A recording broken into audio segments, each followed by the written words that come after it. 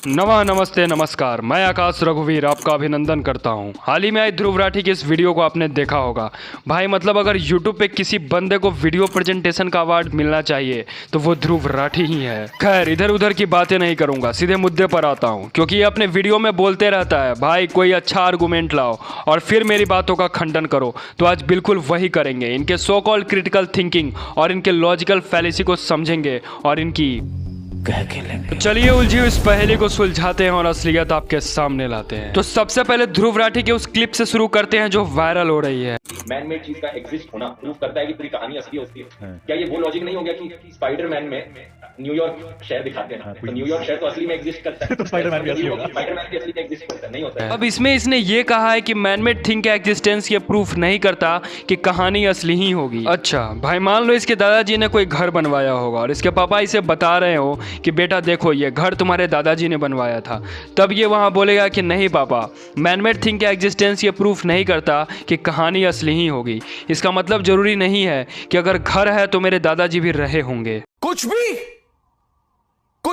अच्छा चलो ये हटाओ, ये अपने इस वीडियो में बोला है कि अगर कॉपी करना है तो इन मुस्लिम्स को करो। मुस्लिम्स को कॉपी ही करना है तो ये महान मुस्लिम लोगों को कॉपी कर सकते हैं, जैसे कि डॉक्टर एपीजे अब्दुल कलाम या फिर doctor Salim Ali the bird man of India या फिर मोहम्मद तो भाई मैं तुम्हें एपीजे अब्दुल कलाम का ये छोटा सा स्पीच सुनाना चाहता हूँ। Software have proved that the events narrated in Valmiki Ramayana actually occurred around 7,000 years back and they can be subsequent to date. Rama Setu is found somewhere at the same location as it described Valmiki Ramayana. We found somewhere at the same location as it described Valmiki Ramayana. अब तू बोल दे कि तू APJ Abdul Kalam से भी ज्यादा पढ़ा लिखा है और सो कॉल्ड इंटेलेक्चुअल बातें करता है। अच्छा ये भी हटा, महर्षि वाल्मीकि जी ने जो रामायण लिखा वो उत्तर प्रदेश के एक शहर बिट्टोर से लिखा और उसमें उन्होंने राम सेतु का जिक्र किया जो कि रामेश्वरम आइलैंड को श्रीलंका के मन्नार आइलैंड से जोड़ती है। अब तेरे कहने के हिसाब से उन्होंने ये बात मान ले ऐसे ही लिख दी होगी, तो आज 7,000 साल बाद भी वो हमें क्यों दिख रहा है? उसे तो नहीं दिखना चाहिए। और क्यों उसका लोकेशन उसी जगह पर है जहाँ पर उन्होंने ये बात लिखी? देख भाई तू बस डेटा बताता है, डेटा बता कॉपी करके, अपना दिमाग मत लगा और 2-4 इंग्लिश बोलकर जनता को मैनिपुलेट मत कर। दूसरी बात जो इसने अपने वीडियो में बोला है कि मेटाफर, जिसका अर्थ होता है रूपक, मतलब आसान भाषा में समझाऊं तो शब्दों को दूसरे तरीके से उपयोग करना।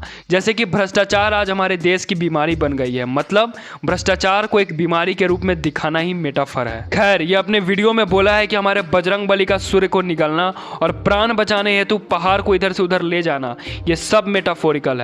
विज्ञान और इतिहास में इसकी कोई जगह नहीं है, ये बस एक माइथोलॉजिकल कहानियां हैं। भगवान हनुमान की कहानी थी कैसे उन्होंने सूरज को निगल ली, ये सब माइथोलॉजिकल कहानियां हैं। साइंस और हिस्ट्री में इनकी कोई जगह नहीं। मेरा मानना है कि ये कहानियां मेटाफोरिकल हैं। अच्छा एक बात बता, तो नील आर्मस्ट्रांग को तो जानता होगा, पहले व्यक्ति जिन्होंने 1969 में चांद पे पहला कदम रखा था। अब मान लो अगर आज की तारीख से अगर वो 200 साल पीछे जाएं और वो ध्रुव राठी को ये बात बोले कि भैया मैं चांद पे गया था, सबसे पहला कदम चांद पे मैंने ही रखा था, तो पता है ध्रुव राठी क्या बोलेगा? नहीं भाई ये मेटाफर है, तुमने कोई जीत हासिल की होगी इसी वजह से तुम बोल रहे हो कि मैं चांद पर पहुंच गया। ये सब बेकार और बेफिजूल की बातें हैं। इतिहास और विज्ञान में इसकी कोई जगह नहीं है। मेरे भाई अभी तुम्हारी बुद्धि उतनी नहीं हुई है कि तुम हमारे प्रभु श्री राम और महाबली हनुमान की दिव्यताओं और उनकी शक्तियों को समझ पाओ।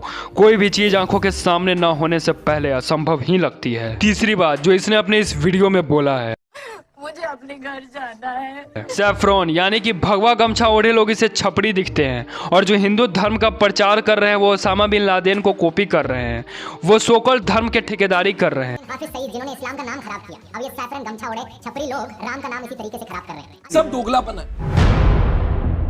मैं तेरा दोगलापना उतारता हूँ अब। अच्छा पर तुमने एक बात सही बोली कि धर्म का मतलब है धैर्य, क्षमा, संयम, शांत रहना इत्यादि, लेकिन भाई तुमने इसको पूरा नहीं किया। अच्छा चलो मैं कर देता हूँ। वाल्मीकि रामायण का ही एक कांड है जब हमारे प्रभु श्री राम सागर से विनती कर रहे होते हैं कि वो उनका मार्गदर्शन करे और लगातार 3 दिन तक विधिवत पूजा करने के बाद भी जब उनका मार्गदर्शन नहीं किया जाता है तब विनय न मानत जलद जर गए 3 दिन बीत, बोले राम सकोप तब भय बिन होए न प्रीत। जिसका अर्थ है कि प्रार्थना की भाषा अगर किसी को समझ में नहीं आ रही है तो उसके सामने शस्त्र उठाना भी जरूरी हो जाता है।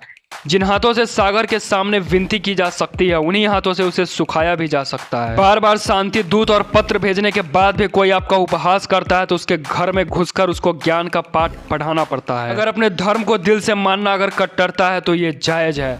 धर्म का प्रचार करना अगर ठेकेदारी है तो ये भी जायज है। और रही बात महाभारत की, जहां तू बोल रहा था अहिंसा परमो धर्मा, तो सिर्फ बांसुरी बजाने वाले ही कृष्ण नहीं थे, बल्कि 101 गाली पर शिशुपाल का सर धड़ से अलग कर देने वाले भी कृष्ण थे। और स्त्री के सम्मान के लिए महाभारत जैसा युद्ध कराने वाले भी कृष्ण थे। एक बात और, आजादी सिर्फ नरम दल को फॉलो करने वाले नेताओं की वजह से नहीं मिली है, बल्कि भगत सिंह, चंद्रशेखर आजाद, लाला लाजपत राय, बाल गंगाधर तिलक जैसे गरम दल के नेताओं की वजह से भी मिली है। धर्म के लिए, अपने स्वाभिमान के लिए, अपने राम के लिए अगर बोलना पड़े तो जरूर आगे आइए और अपने आवाज को बुलंद कीजिए। इसने उत्तराखंड के बारे में भी बहुत सी बातें की हैं जिसे हम अगले वीडियो में पूरा करेंगे। तब तक के लिए अगर वीडियो अच्छी लगी हो तो कृपया इसे शेयर जरूर कीजिएगा। मिलते हैं नेक्स्ट वीडियो में नई सोच के साथ। तब तक के लिए जय हिंद, जय भारत, जय श्री राम।